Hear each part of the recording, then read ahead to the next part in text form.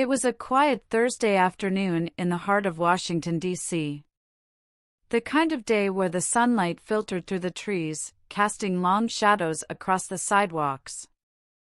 CIA agent Lucas Bishop, dressed in a crisp, dark suit, was walking to his car after a routine surveillance shift. Lucas was known for being calm under pressure, with a sharp mind that never missed a detail. But today, something felt off. He hadn't been able to shake the uneasy feeling all morning. His instincts told him that something was wrong, but he couldn't put his finger on it. As he neared his black sedan parked on the corner of 13th and K, his phone buzzed. He looked at the screen, an encrypted message from an unknown number. The text was short and direct. "Meet me at the usual place. I have what you need." Lucas furrowed his brow. The usual place was an abandoned warehouse on the outskirts of the city.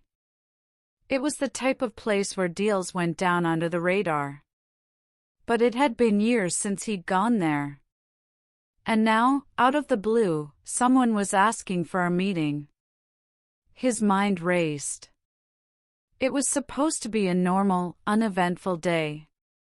But that message, it had the unmistakable scent of danger. Lucas decided to follow his gut. After all, he'd been trained for situations just like this. He tapped his phone and sent a quick message to his handler, "Need to check something. Cover me for an hour." Within moments, he was driving toward the warehouse. The cityscape blurred as he weaved through the streets. His thoughts were clouded. Was this a covert operation? Or was someone setting him up? As Lucas approached the warehouse, he saw the figure standing at the entrance. A tall man, wearing a dark trench coat, his face partially obscured by the collar. Lucas slowed the car, parking a few yards away. He grabbed his gun, checked the chamber, and slipped it into his holster. Something didn't feel right, but he couldn't ignore the fact that he'd been summoned by someone with information. He stepped out of the car, his shoes clicking against the pavement as he approached the figure. "You have the information?" Lucas asked, his voice steady but carrying a hint of suspicion.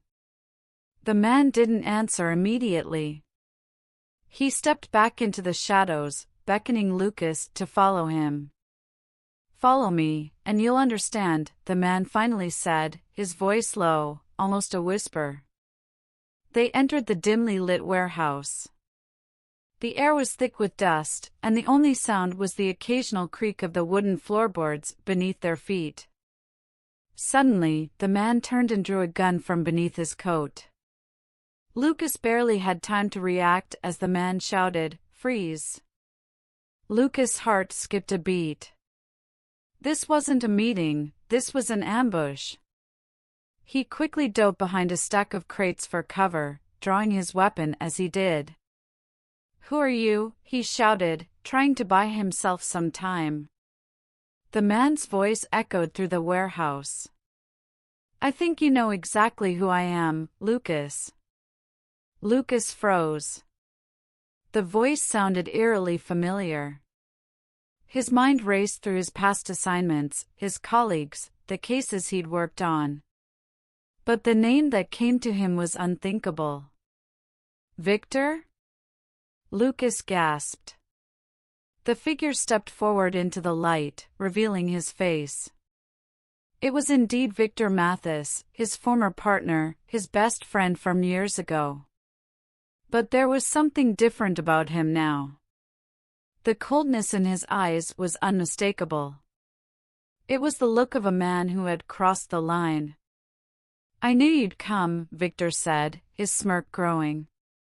"I knew you'd always follow orders, but you never questioned them, did you?" Lucas felt a chill run down his spine. This wasn't just a betrayal. It was something much darker. Victor had been a loyal agent once, but over time, something had changed. He had become a double agent, playing both sides. And now, he was about to bring Lucas down with him. "You don't have to do this, Victor," Lucas said, trying to reason with him. "Whatever you're involved in, we can stop it. Let's work together." Victor laughed bitterly, shaking his head. "You still don't get it, do you? You were always so idealistic, Lucas. So naive." His smile disappeared, replaced by an intense, dangerous glare. "I've been working for the other side for years. And now, I'm here to finish what we started." Before Lucas could respond, the sound of footsteps echoed in the distance. Several more men, dressed in black tactical gear, emerged from the shadows.